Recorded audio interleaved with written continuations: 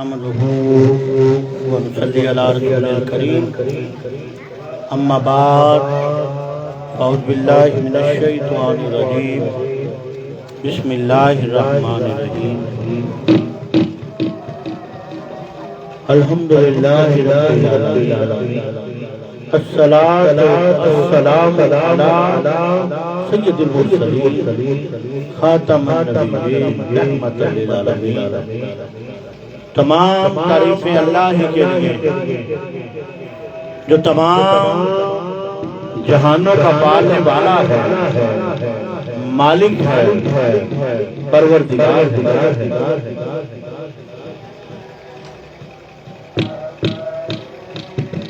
درود و سلام آپ صلی اللہ علیہ وآلہ وسلم پر، آپ کی آل پر، آپ کے اصحاب پر۔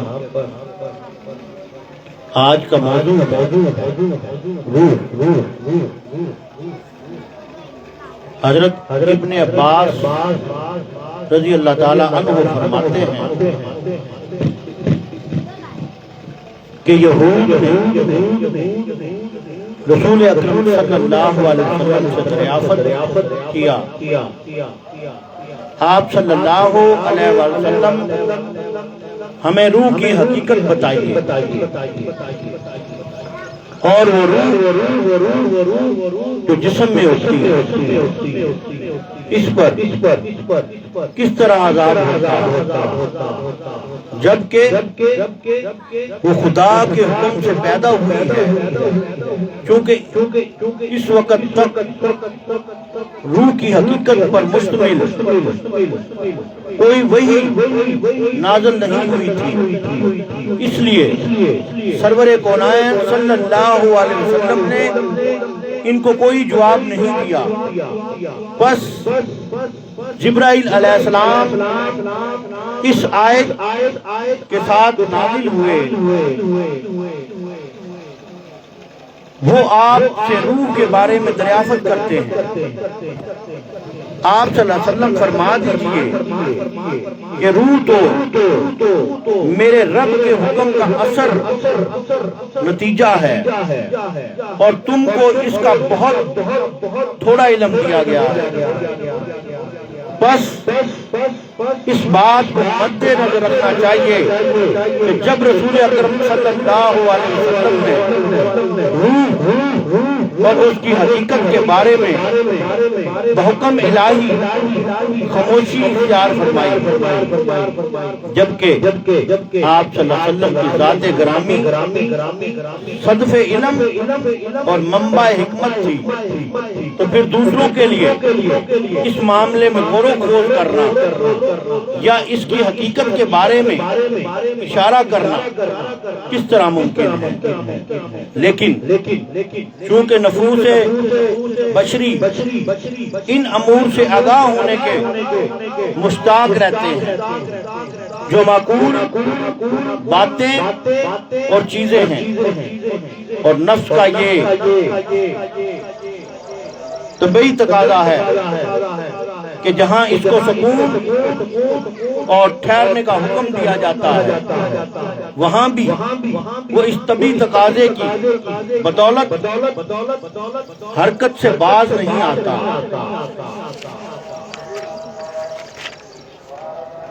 اور روح کی تعریف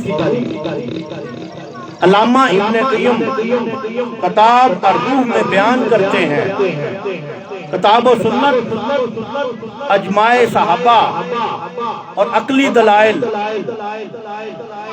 دال ہیں کہ روح ایک جسم ہے جو اپنی ماہیت کے لحاظ سے اس محسوس جسم عنصری کے مخالف ہے۔ وہ جسم نورانی علوی حلقہ زندہ اور متحرک ہے جو تمام اعضائے بدن میں نفوذ کر جاتا ہے۔ بدن میں اس کا سریان ایسا ہے جیسے گلاب کے پھول میں پانی، زیتون میں روغن اور کوئلہ میں آگ کا سریان ہوتا ہے۔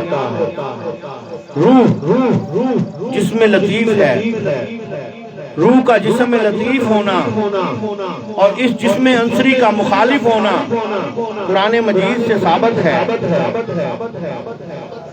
پس جب میں بدن آدم کو پورا بنا چکوں اور اس میں اپنی روح پھونکوں، شیخ ابو عبداللہ النباہی رحمۃ اللہ علیہ فرماتے ہیں روح ایک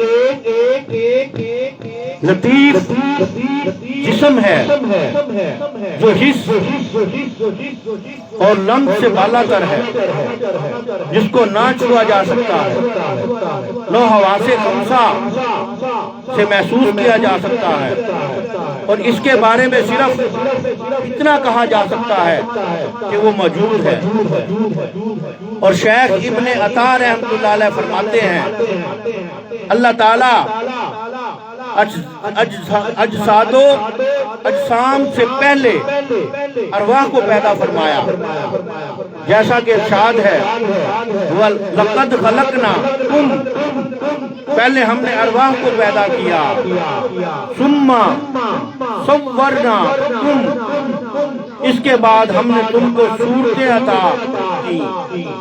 انور شاہ صاحب نے ترمذی کی شرح حرف شدید میں فرمایا، اور جہاں تک روح کا تعلق ہے اہل اسلام کے نزدیک وہ ایک لطیف جسم ہے اور اس بدن کی شکل میں ہوتا ہے جس میں وہ ہے۔ روح کی اس جسمیت پر احادیث سے استدلال کیا گیا ہے، جیسا کہ برا بن عازب میں وارد ہے فرشتہ روح کو بدن سے یوں کھینچ لیتا ہے جیسا کہ سیخ گیلی اون سے کھینچ جاتی ہے، اور امام مالک جو عامہ مجتہدین میں سے ہے فرماتے ہیں کہ روح نورانی جسم ہے جو مکمل طور پر اس بدن کی شکل پر ہوتا ہے جس میں وہ ہے، اور عالم خلق اور عالم امر صاحب تصویر مظہری نے تفسیر میں اس تفصیل بیان فرمائی ہے کہ صوفیہ کرام نے کہا ہے کہ عالم خلق اور عالم امر سے مراد یہ ہے کہ عالم خلق میں عرش اور ما تحت عرش کے نیچے ہے، اور جو چیز آسمان اور زمین اور ان کے مابین ہے شامل ہے، اور اس کے اصولی عناصر اربع آگ، پانی، ہوا اور مٹی، اور جو چیزیں اس سے پیدا ہوتی ہیں یعنی نفوس حیوانی، نباتاتی اور مدنی ہیں، اور یہ اجسام لطیفہ ان اجسام کا کثیفہ ہے اور میں ساری ہے، اور سب عالم خلق سے ہے۔ عالم امر سے مراد مجردات ہیں یعنی لطائف خمسہ، قلب، روح، سری، خفی، اخفا، یہ فوق العرش عرش سے اوپر ہیں، اور یہ نفوس انسانیہ، ملکیہ اور شیطانیہ میں یوں ساری ہے جیسے سورج کی شعاعیں آئینہ میں ساری ہوتی ہیں، اور لطائف کو عالم امر اس لیے کہتے ہیں کہ اللہ تعالیٰ نے اس کو کسی مادہ سے نہیں بلکہ اپنے امر کن سے پیدا کیا۔ معلوم ہوا کہ روح اور دیگر لطائف عالم امر کی مخلوق ہے جو بغیر مادہ کے پیدا کیے گئے۔ عالم امر کو عالم حیرت اور لامکان بھی کہتے ہیں، اور روح کی شکل و صورت تحفۃ القاری شریف صحیح بخاری میں ہے۔ جسم کی شکل کے مطابق روح کی بھی دو آنکھیں، کان، ہاتھ اور پاؤں ہیں، بلکہ روح کے ہر عضو کی نظیر بدن انسانی میں موجود ہے۔ اور روح کی حقیقت کو اللہ تعالیٰ نے مبہم رکھا اور اس کی تفصیل چھوڑ دی، اور بدن روح کے تابع، بدن روح کے تابع ہوتا ہے، اور اس بدن خاکی کو روح ہی حیات بخشتی ہے، جیسا کہ شاہ عبدالعزیز رحمۃ اللہ علیہ فرماتے ہیں بدن کو حرکت دینے والی روح ہے، اور روح کو حرکت اور زندگی نور سے ملتی ہے، اور نور کو حیات اور حرکت دینے والی ذات باری تعالیٰ ہے۔ میرے عزیز، اس مقام کو کما حق کا سمجھنا محال ہے۔ رات دن ذکر و فکر، سیر ملکوتی اور عالم بالا میں پرواز سوائے طالب صادق اور بغیر مرشد کامل کی توجہ کے ممکن نہیں۔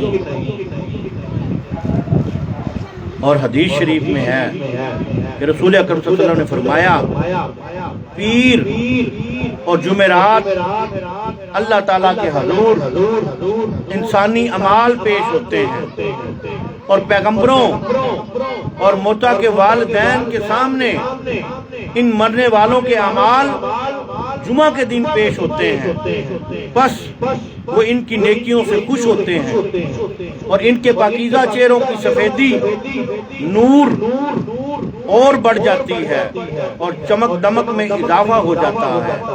بس تم اللہ سے ڈرو اور اپنے مردوں کو ایذا نہ دو، یعنی برے اعمال سے ان کو دکھ ہوتا ہے اور اچھے اعمال سے وہ خوش ہوتے ہیں۔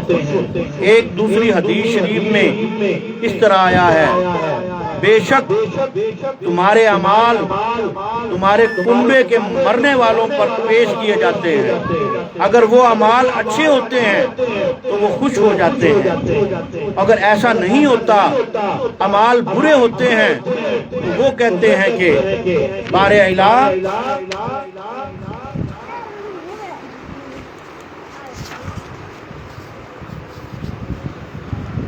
تو اس وقت تک ان کو موت نہ بھیجنا جب تک ان کو اس طرح ہدایت نہ پہنچ جائے جس طرح ہم ہدایت یافتہ ہوئے تھے۔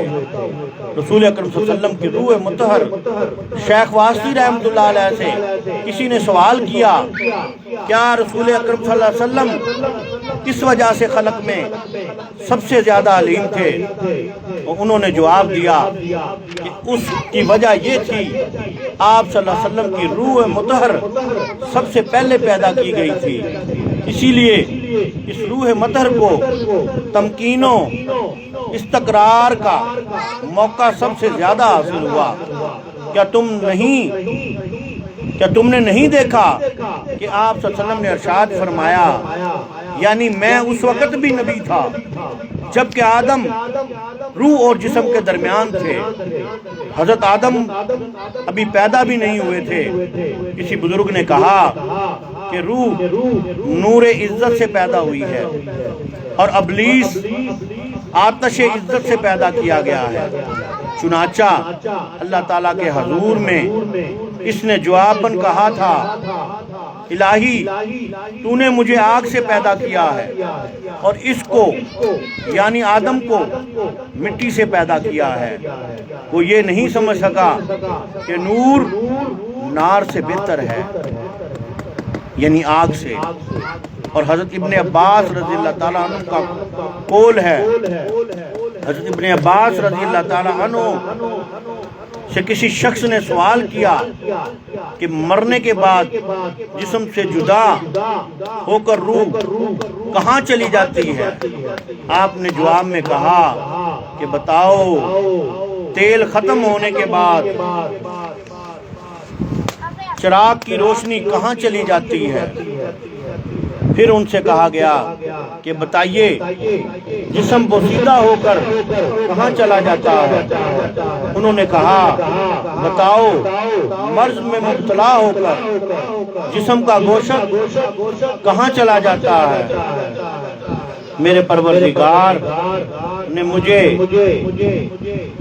بخش دیا یعنی ارشاد ہوا کہ جا جنت میں داخل ہو کے کہنے لگا کاش میری قوم کو یہ بات معلوم ہو جاتی کہ میرے پروردگار نے مجھے بخش دیا اور مجھے عزت داروں میں شامل کر دیا۔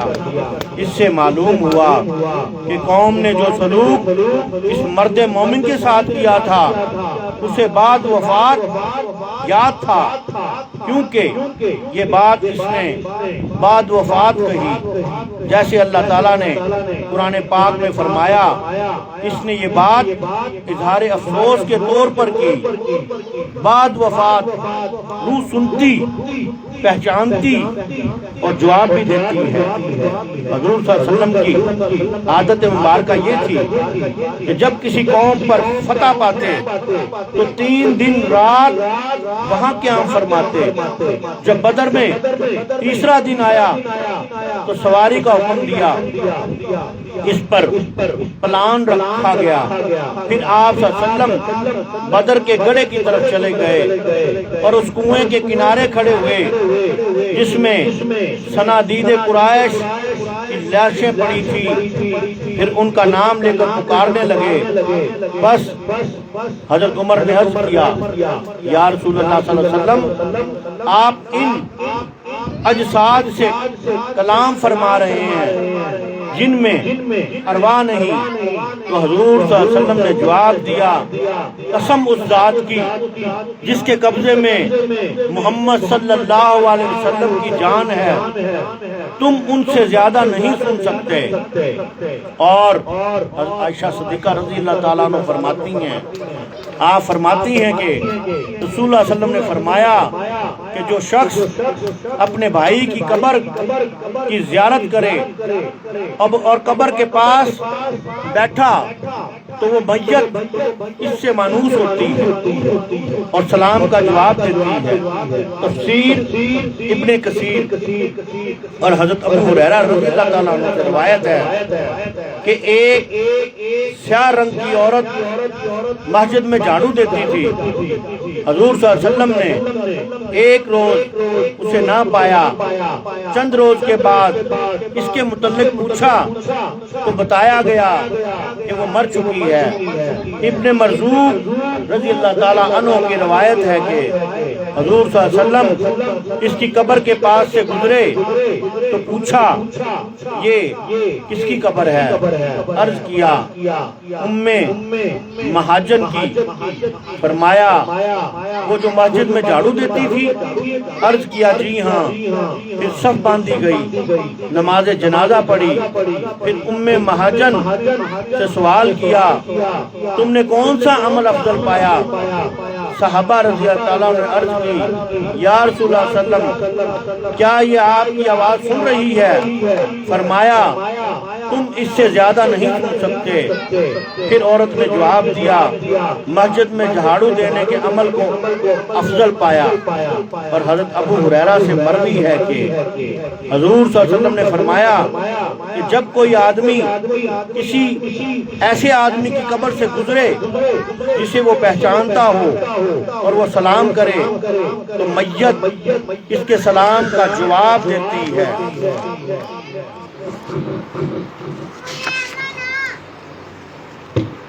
یعنی یہ روح کے متعلق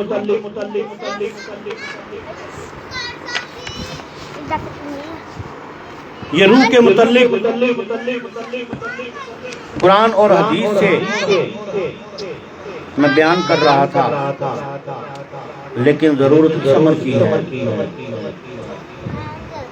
کہ ہمیں جو شریعت نے حکم دیا ہے کہ 5 وقت کی نماز پڑھو، 5 وقت کی نماز ادا کرو،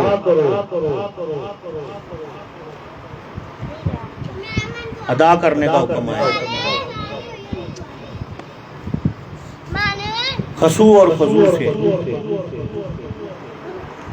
5 وقت تو 5 وقت کی نماز فرض ہے، 7 سال کے بچے پر فرض ہو جاتی ہے اور اس کو ادا کرنے کا حکم ہے مسجد میں جا کر باجماعت. اس کے بعد قرآن پاک پڑھنا، قرآن پاک کی تلاوت کرنا. اس کے بعد مسلمان پر فرض ہے زکوٰۃ صاحب حیثیت کے لیے اور حج، جیسے حج مبارک آ رہا ہے، حج مبارک آ رہا ہے، یہ بھی جن کو اللہ تعالیٰ نے دولت سے نواز رکھا ہے زندگی میں ایک بار حج ضرور کرنا چاہیے، عمرے کی ادائیگی کرنی چاہیے. اور پھر ذکر کا حکم آیا، ان ذکر صالحین فتنزل رحمتہ. جہاں پر صالحین کثرت سے ذکر کرتے ہیں وہاں پر رحمت کا نزول ہوتا ہے. کلمہ توحید کہتے ہیں، کلمے کا ذکر، یہ بھی حکم آیا. اور لیکن کلمے کے حقوق میں لاپرواہی نہ کی جائے. کلمہ پڑھنے والا جو ہے اور جو کلمہ پڑھتا ہے، کلمے کا ذکر کرتا ہے،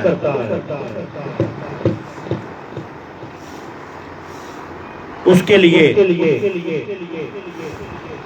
یہ کرم نوازی اللہ تعالیٰ کی شروع ہو جاتی ہے کہ کلمہ پڑھنے والا الاؤں بلاؤں پریشانیوں بیماریوں سے محفوظ رہتا. لیکن ہم لاپرواہی کرتے ہیں، اس میں بھی قصے کہانیاں گھڑ لیتے ہیں، ایک دوسرے کے خلاف تعصب، تفرقہ بازی. یہ کام مسلمان کا نہیں ہے، یہ کام شیطان کا ہے. شر پیدا کرنا، تفرقہ بازی پھیلانا، یہ اس کا کام ہے. تو ہمیں شیطان کے تفرقے سے بچنا چاہیے اور شریعت کا پابند ہونا چاہیے. تو کل ایک دوست بتا رہا تھا کہ جی میں ایک پیر صاحب کے پاس گیا تو کچھ اس کی باتیں سنی تو وہ ایسی باتیں کر رہا تھا جو نازیبا قسم کی تھی. کہتا میں نے برداشت کی. اس کے بعد عصر کا ٹائم ہوا تو میں نے کہا جی نماز پڑھتے ہیں. تو اس پیر صاحب کا مرید پاس بیٹھا ہوا تھا، مجھے کہتا خاموش ہو جاؤ. میں نے کہا کیوں؟ کہتا ہے ہمارے پیر صاحب اس وقت مدینے کے اندر نماز پڑھ رہے ہیں. یار اس قسم کی باتیں نہ کیا کرو، من گڑت. جس سے اگلا آدمی بات سن کر دین سے ہی بھٹک جائے.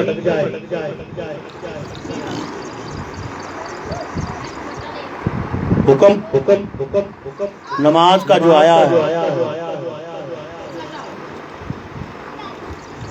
وہ شریعت کے مطابق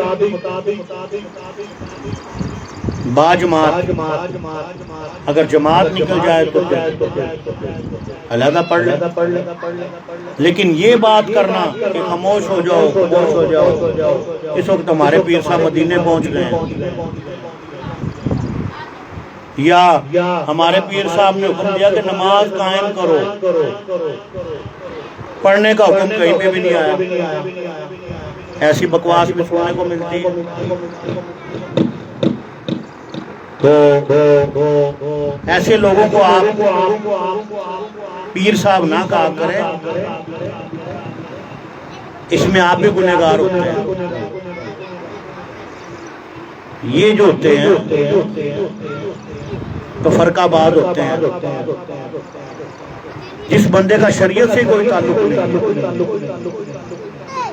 طریقت سے کوئی تعلق نہیں، تصوف سے کوئی تعلق نہیں ہے، روحانیت سے کوئی تعلق نہیں، حقیقت سے کوئی تعلق نہیں ہے، اسے معرفت الہی حاصل نہیں ہوتی۔ یاد رکھے، معرفت الہی اسے حاصل ہوگی جو شریعت کا پابند ہے، شریعت کے مطابق اپنی زندگی گزارتا ہے اور کسی ولی کامل کی صحبت میں بیٹھتا ہے، تو پھر وہ شریعت، طریقت، تصوف، روحانیت، حقیقت اور معرفت الہی کروا دیتا ہے، کیونکہ اس نے کر رکھی ہوتی ہے، اس نے کر رکھی ہوتی ہے، سلوک کی منزل اس نے طے کر رکھی ہوتی ہے۔ وہ سالک ہوتا ہے، وہ سالک حضرات میں سے ہوتا ہے۔ ایسے لوگوں کی سنگت اختیار کرے، ایسے من گھڑت باتیں، اپنی من مرضی کی شیطانیت پھیلانے والوں کے پاس بیٹھ کر آپ ان کو پیر صاحب کا، آپ بھی اس کو کتاب دے دیتے ہیں شیطان کو، جس کا شریعت سے تعلق نہیں ہے۔ ہمارے شیخ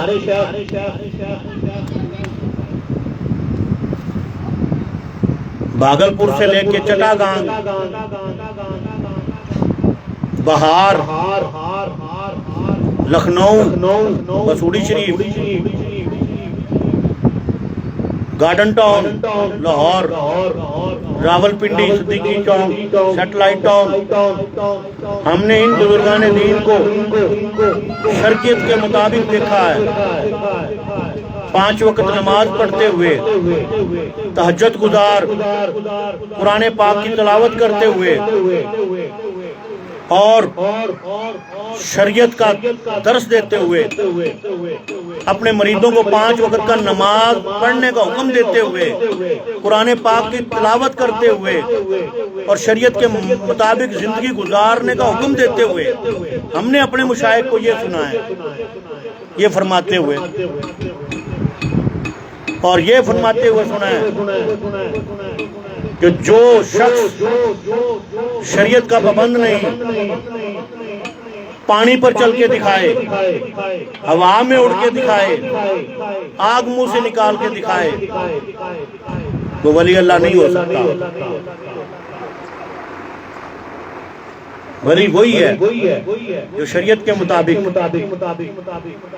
اپنے مرید کو تصوف، بھائی چارے کا درس دیتا ہے اور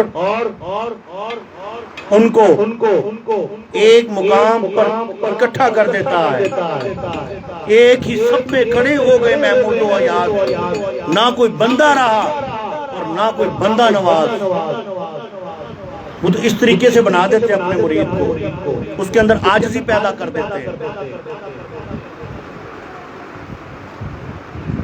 اس کے اندر بھائی چارہ پیدا کر دیتے ہیں، اس کے اندر انسانیت پیدا کرتے ہیں، اس کے اندر کی حیوانیت کو مار دیتے ہیں ذکر خفی دے کر، تب مرتی ہے ذکر خفی کے ساتھ حیوانیت بھی اور نفس بھی، ویسے نہیں مر سکتا، نفس نہیں مر سکتا، بغیر مرشد کامل کی صحبت میں بیٹھے اور ان کے مطابق شریعت پر چلے تو نفس قابو میں آ جاتا ہے۔ یہ اللہ کا ولی، اللہ کے ولی کی نگاہ سے ایسے نہیں کہ من گھڑت بغیر شریعت کا پابند نہیں اور ولی اللہ ہوں، اپنے سے بڑے کا ادب نہ کرتا ہو، اور لوگوں کے بارے میں حسد کرتا ہو، غیبت کرتا ہو، نفاق رکھتا ہو، کینہ رکھتا ہو، اور وضع قطع رکھ لے، داڑھی بنا لے اور ٹوپی رکھ لے اور بھولیا بنا لے صوفیوں والا، اندر حسد لیے پھر رہا ہے، کینہ، تو وہ ولی نہیں ہو سکتا بھائی۔ ولی تو مخلوق خدا سے پیار کرتا ہے۔ ولی، اللہ کا ولی مخلوق خدا کے لیے آسانیاں پیدا کرتا ہے، ان کے دکھ درد کو دور کرتا ہے، ان کو شریعت کا پابند کرتا ہے، ان کے لیے آسانیاں پیدا کرتا ہے، اور سنا ہے نا کہ اللہ تعالیٰ ماں سے 70 گنا زیادہ پیار کرتا ہے، اور پیر و مرشد اللہ سے بھی 70 گنا زیادہ اپنے مرید سے پیار کرتا ہے، تو وہ کیسے اس کو برے راستے پہ ڈالے گا، اس سے شریعت سے ہٹا کر چلے گا، اس کے اندر نفاق پیدا کرے گا، حسد پیدا کرے گا، کینہ پیدا کرے گا؟ کبھی بھی نہیں۔ اللہ کا ولی تو یہ چیزیں اس کے اندر سے ختم کرتا ہے، حسد، کینہ، نفاق۔ وہ تو ایک ہی نگاہ سے اپنے مرید کو اللہ سے ملا دیتا ہے کہ اللہ اللہ کرنے سے اللہ نہ ملے، اللہ والے ہیں جو اللہ سے ملا دیتے ہیں۔ اب اللہ سے ملانے کا طریقہ کہ اللہ کی رسی کو مضبوطی سے تھامے رکھو، حکم ہے نا یہ کہ اللہ کی رسی کو مضبوطی سے تھامے رکھو۔ وہ کون سی رسی بتائی گئی ہے؟ ہمارے شیخ کامل فرماتے تھے، حضرت خواجہ محمد ایوب جہانگیری، کہ جب اپنے پیر و مرشد حضرت الحاج پیر غلام محمد شاہ جلوہ نما سرکار کے بیعت ہونے لگے تو آپ نے فرمایا، آپ نے اپنا ہاتھ مبارک آگے کیا، آپ نے فرمایا کہ اس کو مضبوطی سے تھام لو، آپ نے فرمایا اللہ کی رسی کو مضبوطی سے تھام لو۔ آپ فرما رہے، میں نے جب اپنے پیر و مرشد کا ہاتھ مبارک پکڑا بہت ہی نرم تھا، تو میرے دل میں ایک خیال سا آیا، اور جیسے ہی خیال آیا تو جسم میں ایک دم ایسا کرنٹ سا لگا کہ میں اپنے ہوش و واش کھو بیٹھا۔ آج تک فرما رہے ہیں میں اسی کیفیت میں ہوں۔ تو اسی لیے ساری زندگی آپ نے اپنے پیر و مرشد کی یاد میں گزار دی اور اللہ تعالیٰ کی عبادت میں گزار دی۔ ہم نے بچپن سے لے کے اپنی جوانی تک بابا جی کو، اپنے پیر و مرشد کو تہجد کے ٹائم سے لے کے عشاء کے ٹائم تک مسلح پہ دیکھا ہے، یا لوگوں کی دکھ درد تکلیفوں کو دور کرتے ہوئے دیکھا ہے۔ خود نہیں کھاتے تھے، لوگوں کو کھلاتے تھے۔ جب کھانے بیٹھتے تھے تو پوچھتے تھے کوئی آیا تو نہیں، تو جا کے ہم نے دیکھنا عرض کرنے سرکار 2 آدمی بیٹھے ہوئے ہیں، اچھا ان کو بھی کھانا دے دو، ان کو کھانا پیش کرنا جا کے، اور ہم نے سرکار کے پاس کھڑا ہونا، ہم بہن بھائیوں کو انہوں نے کھلا دینا، بوٹیاں ہم کو کھلا دینی، روٹی ہمیں کھلاتے رہنا، اٹھ کے پھر چلے جانا لوگوں کے پاس، مغرب سے عشاء تک بیٹھنا، آستانے میں بعد جماعت نماز کروانی، اس کے بعد 1-2 بج جاتے تھے واعظ و نصیحت کرتے ہوئے۔ ہم نے تو اپنے شیخ کامل کو ساری زندگی شریعت کے مطابق چلتے ہوئے دیکھا، اور اپنے مریدین کو بھی شریعت کے مطابق چلاتے ہوئے دیکھا، اور ایک بہت فرمان بڑے سختی سے فرماتے ہوتے تھے کہ اپنے والدین کی خدمت کرنی ہے، ان کا ادب و احترام کرنا ہے۔ اگر تم اپنے والدین کا ادب و احترام نہیں کرتے تو فرماتے تھے میرے پاس کیا لینے آتے ہو اور دفع ہو جاؤ یہاں سے۔ وہ تو ساری زندگی یہی تلقین کرتے رہے کہ ماں باپ کا ادب کرو، ان کا حکم مانو، پھر میرے پاس آؤ، ورنہ میرے پاس آنے کی ضرورت نہیں ہے۔ اس کو کہتے ہیں شیخ کامل، پیر طریقت، رہبر شریعت، منبع رشد و ہدایت۔ آپ نے ساری زندگی آخری سانس تک یہی جاری رکھا۔ وصال سے 2 دن پہلے عصر کا ٹائم تھا، تو آپ نے پوچھا باہر کتنے آدمی آئے ہوئے ہیں؟ عصر کے ٹائم آپ کھانا کھاتے ہوتے تھے عصر کی نماز پڑھ کے، تو فرمایا دیکھ کے آؤ۔ تقریباً 15 پیر بھائی بیٹھے ہوئے تھے، تو آپ نے فرمایا آج ان کو باربیکیو کھلاؤ۔ مسکرائے، باربیکیو کہاں سے ملتی ہے یہ؟ تو ایک بیلی نے کہا سرکار یہاں پر ویلج ہوٹل ہے کوٹ رادا کشن میں، وہ بناتے ہیں۔ آپ نے فرمایا ان 15 کے لیے لے کے آؤ۔ وہ گیا اور باربیکیو ان کے لیے لے کے آیا، ٹکے کباب ان کے آگے رکھ دیے، انہوں نے کھا لیے۔ آپ نے پوچھا ہاں بھائی بیلیوں نے کھانا کھا لیا، باربیکیو کھلا دیا ان کو؟ بڑے مسکرائے، بڑے خوش تھے۔ فرمایا اب ان کو بلا کے بھی لے کے آؤ۔ بیلی گیا، لے کے آیا پیر بھائیوں کو۔ جو بھی پیر بھائی آئے اس کے بارے میں پوچھے، ہاں بھائی اتنے دنوں کے بعد آئے ہو، کہاں رہے ہو؟ ان کے والدین کے بارے میں پوچھا۔ 15 تھے، 15 سے ہی بڑے سرکار نے پوچھی ایک بات، جبکہ آپ کی عمر تقریباً 84 برس کی تھی۔ اس عمر میں ویسے ہی آدمی کو پچھلی باتیں بھول جاتی ہیں، یادداشت ختم ہو جاتی ہے، لیکن یہ حکم ہے مومن کے لیے اور جاہل کے لیے،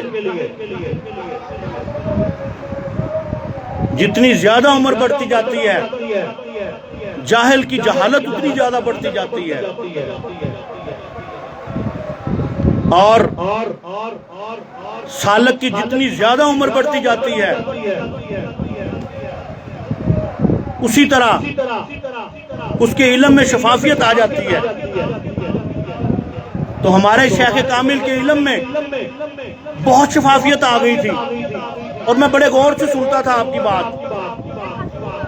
آپ حدیث بیان کرتے تھے آخری ایام میں، اس میں بڑی شفافیت ہوتی تھی۔ قرآن پاک کا ترجمہ تفسیر بیان کرتے تھے، اس میں اور شفافیت ہوتی تھی۔ میں بھی دنگ رہ جاتا تھا کہ سرکار کی اتنی طبیعت خراب ہے، اتنی تکلیف کی شدت میں ہے، لیکن علم میں اتنی شفافیت ہے۔ تو یہ اللہ کے ولی کی پہچان ہے، سالک کی۔ اور سالک وہی بنتا ہے جو کسی شیخ کامل کا مرید ہوتا ہے، یہ بات یاد رکھ لیں۔ بغیر بیعت کے سالک نہیں بن سکتا، سلوک کی منزل نہیں طے کر سکتا۔ سلوک کی منزل بیعت کرنے کے بعد سالک کو اس کا شیخ کامل کرواتا ہے، اور ہم نے اپنے شیخ کامل کو ہمیشہ اپنے پیر و مرشد حضرت خواجہ الحاج غلام محمد شاہ جلوہ نما سرکار کی تعریف کرتے ہوئے سنا ہے، اور ان کی تصویر مبارک اپنے کمرے کے اندر لگوا رکھی تھی، ڈرائنگ روم کے اندر لگوا رکھی تھی. ڈرائنگ روم میں بیٹھتے تھے تو ان کی طرف دیکھتے رہتے تھے اور بات کرتے رہتے تھے. اپنے پیر و مرشد کی تصویر کو طرف دیکھتے رہتے تھے اور بات کرتے رہتے تھے. جب اپنے کمرے میں لیٹے ہوتے تھے اس وقت بھی اپنے پیر و مرشد کی تصویر کی طرف دیکھ رہے ہوتے تھے. یہ بات میں بہت غور سے دیکھتا تھا کہ ہر وقت اپنے پیر و مرشد کی بات گھما پھرا کر اپنے پیر و مرشد کی بات کرتے تھے. تو میرے بھائی جو تو اپنے بیعت ہو جاتے ہیں شیخ کامل کے، وہ ان کو سالک بنا کر سلوک کی منزل طے کراتا ہے. تو میرے بھائی ان باتوں سے بچا کرو. جو لوگ شریعت کے پابند نہیں، اپنے مرشد خانے سے وابستہ نہیں، اور ایسے ہی من گھڑت طریقے سے مختلف طریقے سے ڈرامے بازیاں کرنیاں،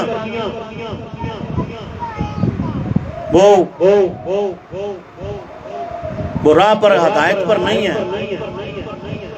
سالک وہی سلوک کی منزل طے کرتا ہے جس کی ہر سانس اپنے شیخ کامل کے ساتھ وابستہ ہوتی ہے، اس کے آستانے سے وابستہ ہوتی ہے، اس کے وابستگان کے ساتھ وابستہ ہوتی ہے، اس کے غلاموں کے ساتھ وابستہ ہوتی ہے. خواجہ غلام فرید کوٹ مٹھی شریف والے فرماتے ہیں کہ تیرے باندیاں دی میں باندڑی ہاں، تیرے درد کتیاں نال ادب. وہ سالک سلوک کی منزل طے کرتا ہے. اب وابستگی کوئی نہ ہو آستانے سے اور اپنے نفس کے مطابق چلی جائے اور من گھڑت باتیں لوگوں سے کرے اور اپنے آپ کو سب سے اعلیٰ اور عرفہ سمجھو کہ وہ نفس کے تابع ہے. کیوں کہ صوفی سالک تو ہر وقت میں نے جیسے بتایا کہ ہمارے شیخ کامل حضرت خواجہ محمد ایوب شکوری جہانگیری بہانے ڈھونڈتے تھے کسی طریقے سے میرے پیر کی بات ہو، میرے آستانہ راول پنڈی سیٹلائٹ ٹاؤن کی بات ہو. یہ بہانے ڈھونڈتے تھے اور کئی مرتبہ فرماتے تھے کہ یہ تمہارا کام ہے، میرا نہیں ہے. ہم تو اپنے آستانے میں کر چکے ہیں وہاں پہ، یہ ہمارا نہیں ہے، یہ تمہارا ہے. تم یہاں کرو یا نہ کرو کوئی کام، مجھ سے اس سے کوئی لینا دینا نہیں ہے. اگر کرو گے تو پالو گے، نہیں کرو گے تو موج کرو. اس لیے ان باتوں سے بچو. اور ایک اور بات میں بتا دوں آپ کو، پیر و مرشد جو ہوتا ہے، ہمارے پیر شیخ کامل فرماتے تھے جب دنیا میں ہوتا ہے تو 10% ہوتا ہے، وہ 90% اس کا مالک کے ساتھ ہوتا ہے تعلق. اور جب وہ دنیا سے چلا جاتا ہے تو 10% اپنے مالک کے ساتھ ہوتا ہے اور 100% اپنے مریدوں کے ساتھ ہوتا ہے. اب میں نے ایسے بھی لوگوں کو سنا ہے جو یہ سمجھ کر ڈھونگ رچاتے ہیں کہ اب ہمارے پیر و مرشد نہیں ہیں، ہم ہی ہیں بس سب کچھ. کوئی کہتا ہے کہ اس صاحب کے اندر 18 سال کے لیے آ گئے ہیں، کوئی کہتا ہے کہ سارا فیض ہمارے پاس آ گیا، مرشد خانے سے ختم ہو گیا. کوئی کہتا اب میں ہی منبع رشد ہدایت ہوں. یہ سب نفس پرست ہیں، بات یاد رکھیں، یہ گمراہ ہیں، یہ گمراہ ہیں، راہ سے بھٹک چکے ہیں. سالک کا رستہ تو اپنے شیخ کامل کی گلی کی طرف آتا ہے. مرشد گلی دا ایک پھیرا سو حج دے برابر ہوتا ہے. مرشد کا گلی کا ایک پیرا 100 حج کے برابر ہوتا ہے. تو بھائی مرشد کی گلی میں آؤ ہی نہ اور یہ کہنے لگ جاؤ کہ سارا فیض ہمارے پاس آ گیا ہے. ایسے لوگ جوتوں کے قابل ہیں. ایسے لوگوں کو دیکھتے کے ساتھ ہی جوتے مارو، کیونکہ وہ گمراہ ہو چکے ہیں، وہ نفس کے تابع ہیں. سلطان العارفین کہہ رہے ہیں کہ مرشد دا دیدار وے باہو مینو لکھ کروڑا جاں، اور مرشد دی گلی دا ایک پھیرا 100 حج دے برابر. 100 حج کے برابر کا ہے. تو وہ سارا فیض تمہارے پاس آ گیا، مرشد کی گلی میں سے ختم ہو گئے. بھائی اب تو مرشد جا چکا ہے. تو ایسے لوگوں کی سنگت سے ہی بچو اور اپنے مرشد خانے سے وابستگی رکھو. جو ان کے غلام ہیں وہاں پر ان کی خدمت کرو. ان کے جو غلام تھے فلک کے پیشوا رہے، ان سے پھرے جہاں پھرا آئی کمی وقار میں. اس لیے کوئی ایسی بات نہ کریں جس سے آپ کو دینی آ جائے. اس لیے پیر و مرشد جو ہوتا ہے وہ دنیا میں ہو تو 10% ہوتا ہے، اور دنیا سے چلا جائے تو 100% ہوتا ہے. جو 100% ہے اس کا فیض ختم ہو گیا اور وہ تمہارے پاس آ گیا. ایسے شیطان لوگوں سے بچو، تو تمہیں بھی خراب کر دیں گے. اب 100% شیخ کامل بادشاہ فیض گنج موجود ہیں، تو فیض کیسے ان کا چلا گیا؟ بھائی یہاں سے منتقل ہو گیا کوٹ رادا کی جم سے. میں ان عقل کے اندھوں کو کہنا چاہتا ہوں تو یہ کہتے ہیں کہ فیض ختم ہو گیا، اور فیس بک کھول کے دیکھ لو حضرت خواجہ محمد ایوب جہانگیری کا عرس مبارک کوٹ رادا کشن سے شروع ہوتا ہے 9 ذوالحج سے پہلے، اور 29 ذوالحج تک جاری و ساری رہتا ہے پورا مہینہ. وہ فیض پوری دنیا میں چل رہا ہوتا ہے. آپ کے عرس کا ذکر کی محفلیں، محفل نعت، محفل حسن کرت، محفل مشاعرہ، محفل سماع، آپ کی یاد میں علماء کرام خطبے اور تقاریر کرتے ہیں، آپ کے زندگی کے واقعات بتاتے ہیں. علماء دین بھی، کیونکہ سرکار ہمارے پیر و مرشد علماء دین سے بہت پیار کرتے تھے، جس میں ہم نے دیکھا ہے کہ آپ کے پاس علماء اہل حدیث آتے تھے، علماء دیوبند آتے تھے، علماء اہل سنت آتے تھے، اہل تشیع آتے تھے، کرسچن آتے تھے آپ کے پاس، اور سب سے بڑے پیار سے بات کرتے تھے، ان کی خدمت کرتے تھے، ان کو راضی کر کے بھیجتے تھے آستانے سے. یہ ہمارے پیر و مرشد کا طریقہ تھا. تو فیض کیسے ختم ہو گیا بھئی ان کا؟ مجھے یہ بتائیں. جب علماء دین بتا رہے ہیں، آپ نے مولانا عمران جامی صاحب کو بلایا ایک مرتبہ، عصر کا ٹائم تھا، انہوں نے بتایا یہ واقعہ. انہوں نے کہا کہ بابا جی نے مجھے بلایا تو میں بیٹھنے لگا. آپ نے فرمایا جامی صاحب کے لیے کرسی لے کے آؤ. مجھے کرسی پہ بابا جی نے بٹھایا اور فرمایا کہ جامی، لوگ خوشیاں منا رہے ہوں گے اور ہم نہیں ہوں گے. پھر ایسا ہی ہوا. یہ بات آ کر مولانا جامی نے بتائی. سرکار کے تیسرے دن کی ختم تھی، اس نے یہ واقعہ بتایا کہ سرکار نے فرمایا تھا جامی لوگ خوشیاں منا رہے ہوں گے اور ہم نہیں ہوں گے۔ تو ہمارے شیخ کا طریقہ یہی تھا، اور علماء کرام سے آپ بہت پیار کرتے تھے۔ ہمیں نصیحت فرمائی تھی کہ ہمارا کسی بھی علماء دین سے کوئی اختلاف نہیں ہے، سب کا ادب و احترام کرنا ہے۔ ہم بھی آپ کے فرمان کے مطابق سب علماء دین کا احترام کرتے ہیں، ان کا ادب کرتے ہیں، اور خدا کی قسم کھا کہتا ہوں تمام علماء کرام، تمام مکتبہ فکر کے علماء کرام ہم سے پیار بھی کرتے ہیں اور ہماری رہنمائی بھی کرتے ہیں۔ جہاں سے ہم مسٹیک کرتے ہیں وہ فرما دیتے ہیں کہ یہاں سے یہ بات ایسی ہوئی ہے، بھائی صاحب اسی وقت ہی اپنی اصلاح کرتے ہیں، کیونکہ علماء کرام کی ڈیوٹی ہے یہ اصلاح کرنی، بتانا، آگاہ کرنا۔ تو اس لیے علماء کرام کی صحبت میں بھی بیٹھا کریں، ان کا ادب و احترام کریں، اور شیخ کامل جو ہوتا ہے اس کا فیض قیامت تک نہیں ختم ہوتا۔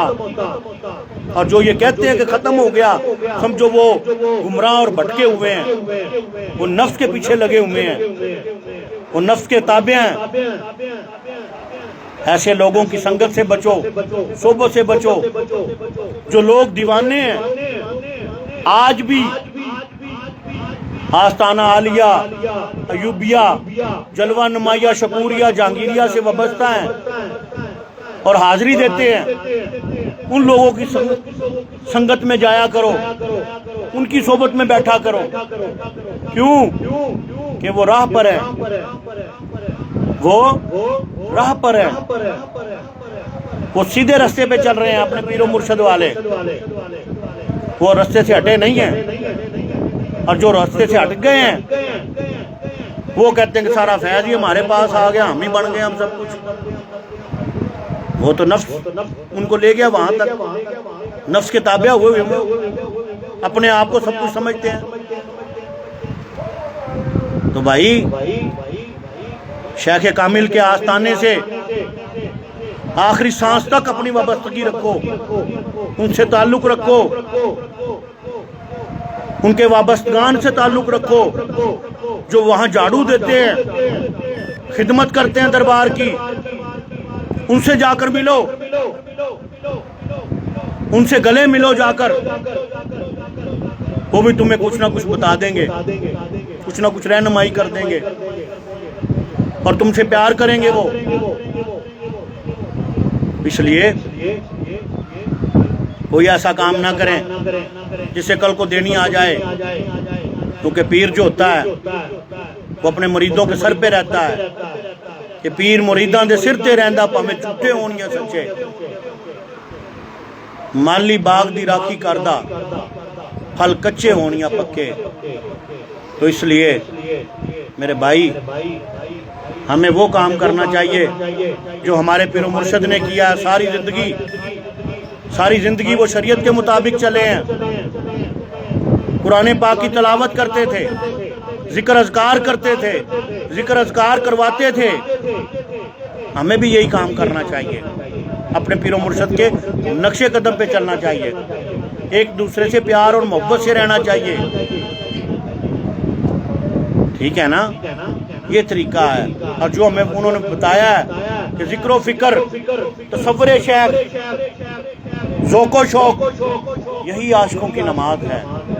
تو ہمیں اس بات پر عمل کرنا چاہیے، اور اللہ تعالی ہمیں شریعت پر چلنے کی توفیق عطا فرمائے، بڑوں کا ادب و احترام کرنے کی توفیق عطا فرمائے، اور ایک دوسرے سے پیار اور محبت سے رہنے کی توفیق عطا فرمائے۔ وما علینا الا البلاغ المبین۔ سنتے پڑھ لیں۔